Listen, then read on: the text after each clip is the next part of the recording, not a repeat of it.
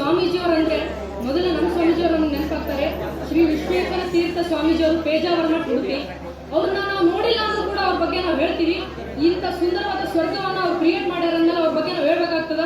ಏನು ಅನ್ನೋದಾದ್ರೆ, ಬೆಳಗ್ಗೆ ಇಲ್ಲದ ಗುಡ್ಡದಲ್ಲಿ ಜ್ಞಾನದ ಜ್ಯೋತಿ ಹಚ್ಚಿದ ವಿಶ್ವೇಶ್ವರರೇ, ಉಡುಪಿಯಿಂದ ಬಂದ ಪರಮೇಶ್ವರರೇ, ನೀವು ನಿಮ್ಮ ನೆನ್ನೆಗೆ ತೆಗೆದಿರಿ ನೀವು ಜ್ಞಾನದ ದೇಗುಲವ, ಬೆಳಗಿದಿರಿ ಗೋವರ್ಧನ ಗಿರಿಯಲ್ಲ, ನೀವೇ ನಮಗೆಲ್ಲ KSS ನ ನಿರ್ಮಾಪಕರೇ.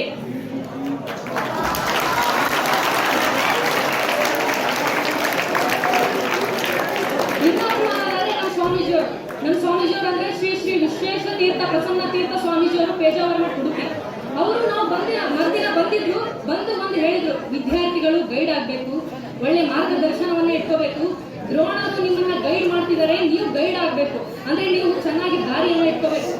ನಮ್ಮ ಗುರಿ ಹೇಗಿರ್ಬೇಕು ಅಂತ ಅವ್ರು ಹೇಳಿದ್ರು. ಹೇಗಿರ್ಬೇಕು ಅನ್ನೋದಾದ್ರೆ, ದೂರದ ಬೆಟ್ಟದಲ್ಲಿರ್ತಕ್ಕಂಥ ಗಿಡದಲ್ಲಿರ್ತಕ್ಕಂಥ ಗೂಡಿನಲ್ಲಿರ್ತಕ್ಕಂಥ ಹಕ್ಕಿಯ ಮರಿಯ ಕಣ್ಣಿನ ಕೂದಲಾಗಿರ್ಬೇಕು ನನ್ನ ಗುರಿ ಅಂತ. ಅಷ್ಟು ಸುಂದರವಾದ ಗುರಿ ನಮ್ಮದಾಗಿರ್ಬೇಕಂತ ಹೇಳಿದ್ರು. ಸೊ ಆ ಗುರಿಯನ್ನ ಹೇಳಿದ್ರು. ಮತ್ತೊಂದು ಸರ್ತಿ ಬಂದು ಹೇಳಿದ್ರು. ಏನಂತ ಹೇಳಿದ್ರಂದ್ರೆ, ಒಂದು ಮಠ ಅಂತ ಮಠದ ಸ್ವಾಮೀಜಿ ಬಂದು ಈಗ ಹೋಗ್ಬಿಟ್ಟು ನಿಮಗೆ ಯಾವ ಪ್ರಶ್ನೆ ಬೇಕಾದ್ರೂ ಕೇಳಿ ಮಕ್ಕಳೇ, ನಾನು ಉತ್ತರಿಸ್ತೀನಿ ಅಂತ ಹೇಳಿದಾಗ ನಮ್ಗಾಗುವಂತ ಖುಷಿನೇ ಬೇರೆ.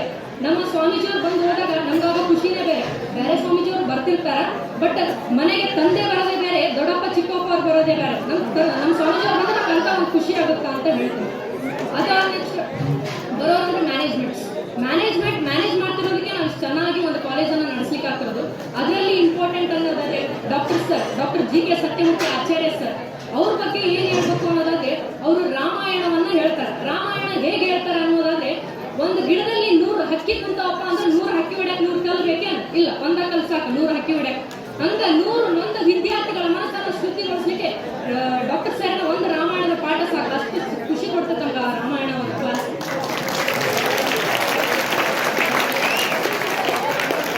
ಇನ್ನೊಂದು ಏನ್ ಮಾಡ್ತಾರೆ ಅನ್ನೋದಾದ್ರೆ, ಎಲ್ಲ ವಿದ್ಯಾರ್ಥಿಗಳನ್ನ ಅಬ್ಸರ್ವ್ ಮಾಡ್ತಾರೆ. ಯಾವ ವಿದ್ಯಾರ್ಥಿಗಳಲ್ಲಿ ಯಾವ ಕ್ವಾಲಿಟೀಸ್ ಐತಿ, ಯಾರಲ್ಲಿ ಯಾವ ಒಂದು ಗುಣ ಐತಿ ಅಂತ ಅಬ್ಸರ್ವ್ ಮಾಡಿ ಆ ಮಕ್ಕಳಿಗೆ ಹೇಳ್ತಾರೆ, ನೋಡ್ ಮಗು ನಿನ್ನಲ್ಲಿ ಈ ಕ್ವಾಲಿಟಿ ಐತಿ, ಅದನ್ನ ಹೊರಗೆ ತುಂಬಾ, it's very important for the world ಅಂತ ಹೇಳಿ.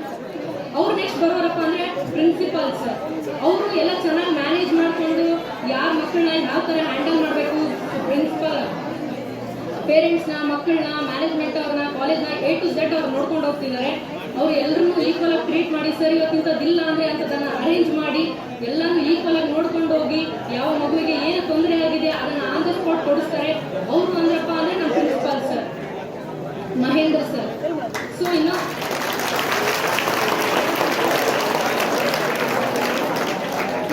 ಫೈನಲ್ ಆಗಿ teachers of the backbone of the student ಅಂತಾನೆ ಹೇಳ್ಬೋದು. ನಮ್ಮ ಟೀಚರ್ಸ್ ನಮ್ಗೆ ಎಷ್ಟು ಸಪೋರ್ಟ್ ಮಾಡ್ತಾರಪ್ಪ ಅಂದ್ರೆ, ಸರ್ ನಮ್ಗೆ ಇದಕ್ಕೆ ಸಮ್ ಬರತ್ತಿಲ್ಲ ಅಂತ ಒಂದ್ ಹೇಳಿದ್ರೆ ಸಾಕು, ಅವರೆಲ್ಲ ಹೇಳ್ಕೊಡ್ತಿರ್ತಾರೆ.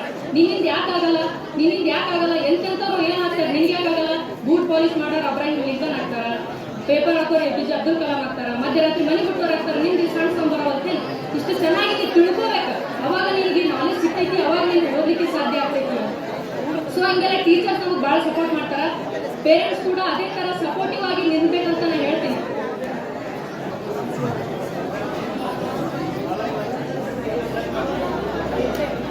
ಪೇರೆಂಟ್ಸ್ ಎಲ್ಲ ಸಪೋರ್ಟಿವ್ ಆಗಿರ್ಬೇಕಂತ ಹೇಳೋದು. ಯಾಕಪ್ಪ ಅಂದ್ರೆ, ನೀವು ಅವಾಗೆಲ್ಲ ಹೆಂಗೆ ಆಗ್ಬಿಡ್ತೀರಿ ಅಂದ್ರೆ, ಆಫೀಸ್ಗೆ ಹೋಗಿ ಬಂದ ತಕ್ಷಣ ನಿಮ್ಮ ಮೊಬೈಲ್ ಅನ್ನ ನೀವು ನೋಡ್ತಿರೋ ಹೊರತು ಮಕ್ಳಿಗೆ ಕೇರ್ ಮಾಡಾಕ್ತಿಲ್ಲ. ಮಕ್ಳಿಗೆ ಕೇರ್ ಮಾಡ್ರಿ, ನಿಮ್ಮ ಮಕ್ಕಳಲ್ಲಿದ್ದೆ ಆಸ್ ಒಂದು ಕ್ವಾಲಿಟೀಸ್.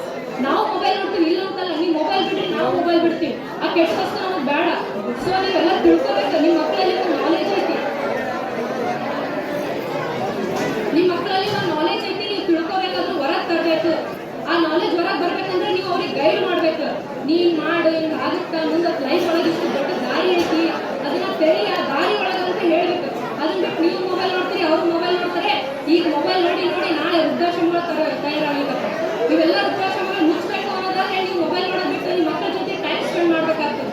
ನೀವು ನಿಮ್ಮ ಮಕ್ಕಳಿಗೆ ಗೈಡ್ ಮಾಡ್ಬೇಕು. ನೀವೆಲ್ಲ ಅನ್ಕೊಂತೀರಿ, ಸ್ವಾಮೀಜಿಯವ್ರು ಯಾಕೆ ಬಂದು ಗುಡ್ಡದಾಗ ಕಾಲೇಜ್ ಕಟ್ಟಿದ್ರು, ಗುಡ್ಡದಾಗ ಯಾಕೆ ಕಟ್ಟಿದ್ರು ಸ್ವಾಮೀಜಿಯವ್ರ ಕಾಲೇಜ್, ನಮಗೆ ಬರ್ಲಿಕ್ಕೆ ಹೋಗ್ಲಿಕ್ಕೆ ಎಷ್ಟು ತೊಂದರೆ ಆಗ್ತದೆ ಅಂತ ನೀವು ಕಳ್ಕೋಬಹುದು. ಗುಡ್ಡದಾಗ ಯಾಕೆ ಸ್ವಾಮೀಜಿಯವ್ರ ಕಾಲೇಜ್ ಕಟ್ಟಿದ್ರಪ್ಪ ಅಂದ್ರೆ, ಇಲ್ಲಿ ಇರ್ತಕ್ಕಂಥ 80% ರೈತರ ಮಕ್ಕಳೇ ಇದ್ದಾರೆ ಇಲ್ಲಿ. ಸೊ ಹಾಗಾಗಿ